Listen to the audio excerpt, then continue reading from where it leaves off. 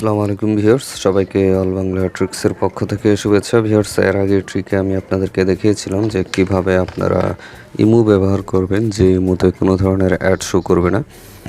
এটা হচ্ছে দ্বিতীয় পদ্ধতি। এর আগের পদ্ধতিতে আমি ইমো প্লাসের কথা বলেছিলাম, কিন্তু আজকে আমি দেখাবো যে আপনারা ইমোর যে মূল ভার্সন আছে এই মূল ভার্সনটা কিভাবে ব্যবহার করবেন আর যেখানে কোনো অ্যাড শো করবে না। অর্থাৎ আপনারা অলরেডি জানেন যে ইমোর যে মূল ভার্সন সেখানে অনেক আজে বাজে অ্যাড দেওয়া হয়। তো আমি আজকে আপনাদেরকে দেখিয়ে দেব যে আপনারা কিভাবে আপনাদের ইমোর মূল ভার্সনটি ব্যবহার করতে পারবেন যেখানে কোনো ধরনের অ্যাড শো করবে না। দেখুন, আমি এই যে ইমোর মূল ভার্সনটি ওপেন করে আপনাদের দেখিয়ে দিচ্ছি।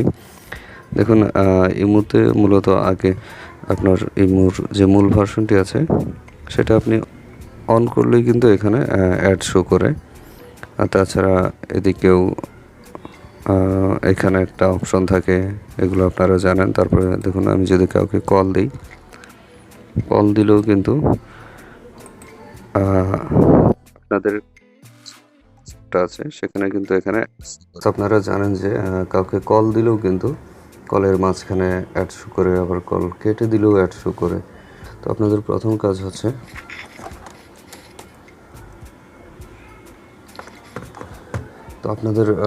কাজ হচ্ছে যাদের এই ইমো আছে তারা এই ইমোটি ডিলিট করে দেবেন। এই ইমোটাকে আনইনস্টল করে দিতে হবে। আনইনস্টল করে দেওয়ার পরে আমি এই ভিডিও ডিসক্রিপশন বক্সে একটি লিঙ্ক দিয়ে দেবো। সেই লিঙ্কে গিয়ে আপনারা ইমোটি ডাউনলোড করে ইনস্টল করে নেবেন। ইনস্টল করে জাস্ট আপনার নাম্বার দিয়ে অ্যাকাউন্টটি ওপেন করে নেবেন আগের মতোই, তাহলেই হবে।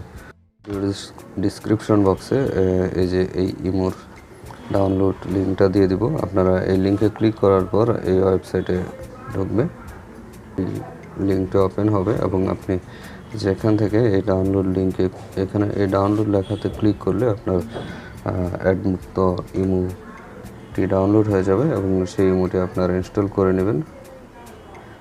ইনস্টল করে নিলে হবে। তো ভিউয়ার্স, ভিডিওটি দেখার জন্য ধন্যবাদ।